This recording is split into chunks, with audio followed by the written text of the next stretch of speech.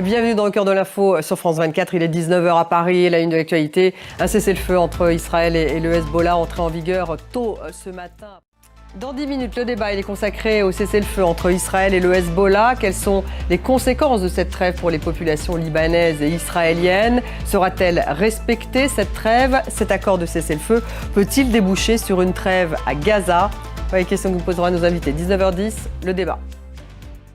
On démarre avec l'actualité au Proche-Orient. Ce cessez-le-feu donc entre le Hezbollah et Israël depuis ce matin. Et cette pression internationale qui s'accentue maintenant pour un accord de cessez-le-feu, mais entre Israël et le Hamas cette fois.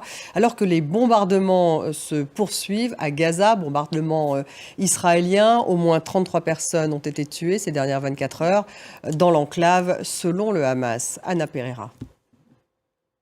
Actualité en Espagne, Pedro Sánchez qui défend son gouvernement et charge l'opposition. Et puis en France, la colère des agriculteurs qui se poursuit. À Montauban, par exemple, 200 tracteurs ont déversé des détritus devant la préfecture. Maëva Damois. Politique avec la fin du procès du Rassemblement national en France. Le jugement sera rendu le 31 mars prochain. Merci de nous suivre. Restez avec nous dans quelques minutes. Le débat il est consacré à la trêve entre Israël et le Hezbollah. Va-t-elle être respectée? Quels sont les moyens mis en œuvre justement pour l'appliquer?